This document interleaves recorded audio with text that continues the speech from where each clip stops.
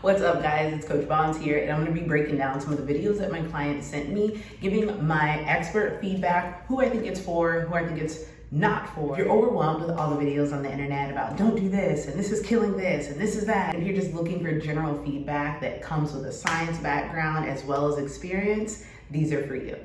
Also, I want to let it be known I'm not here to tear this woman or anybody else down. I just want to give some expert feedback because a lot of these workouts are done by people that are fitness enthusiasts. And while there's nothing wrong with being a fitness enthusiast and posting content and sharing what you found was helpful, I think it's also important that you guys hear how this is going to affect you and who it's actually going to benefit. So let's jump right in.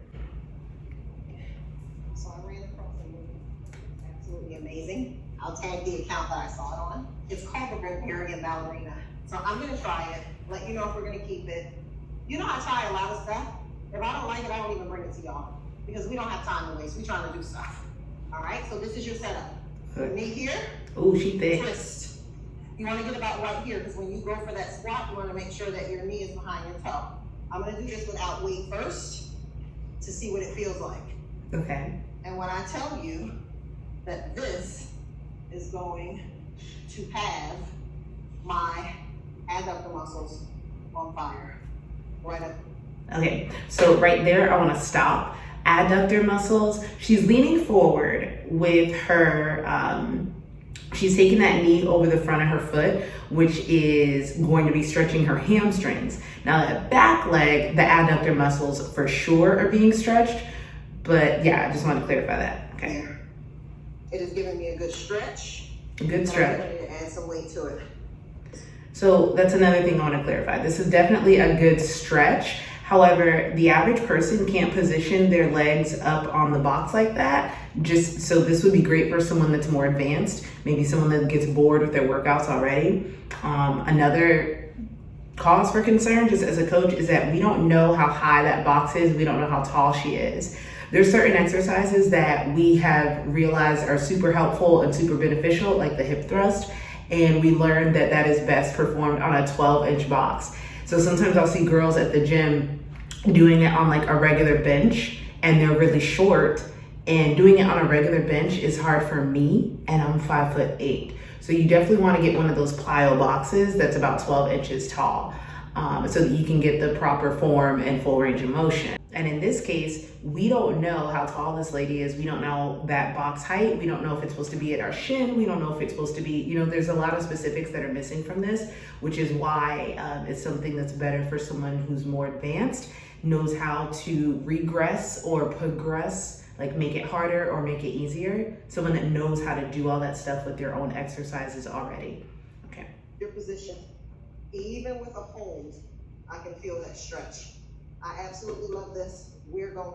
And again, it's a stretch. It doesn't really, to me, look like a better version of a Bulgarian split squat, because a Bulgarian split squat, the main focus there is going to be glutes and quads. Hamstrings, which is the back of your legs, adductors, which is the middle, the inner thigh muscles, they're gonna get worked too as secondary muscles. But in the Bulgarian split squat, I use that primarily to help clients build their glutes or to help them build their quads. So when she keeps saying this is a good stretch, it's a great stretch.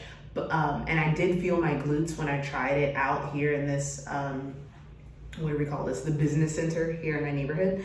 But yeah, it didn't really, let's just keep watching. To keep it, let me add some weights to it.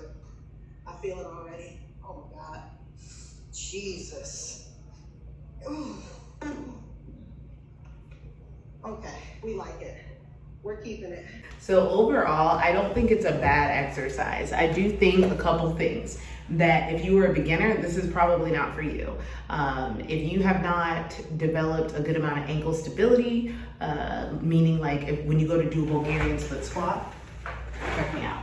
If when you go to do a Bulgarian split squat, you're still wobbling around and you don't feel stable, twisting the back of your leg and putting it in an even more unstable position is probably not going to be ideal for you.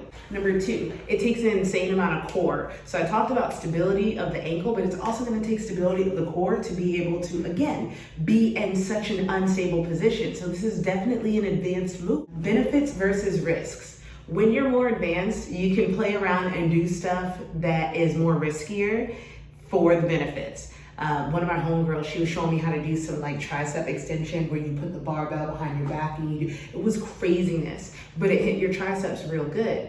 But again, it's not something that I would recommend to one of my newer clients or even like an intermediate person, because the benefits of hitting your triceps don't outweigh the risks of someone getting a shoulder injury by putting their arms in that position. So in the same aspect, with this exercise, I wouldn't do that to a client unless I knew they were very mobile, strong core, strong ankles, good balance, that sort of thing. So to summarize, beginners, probably not the best exercise for you. If you're someone that's more advanced and you're getting bored with your usual split squats or your usual side lunges, because that's what it's really gonna hit. These bad boys right here, the adductor muscles. You wanna get your hamstrings, and you could do, stiff leg RDLs or stiff leg deadlifts where you don't bend your knees as much. Because with a RDL, my hips travel backwards like this, and I've got this soft bend in my knees. But if I want to work my hamstrings more, I keep my legs straight, not locked. Roll my shoulders back,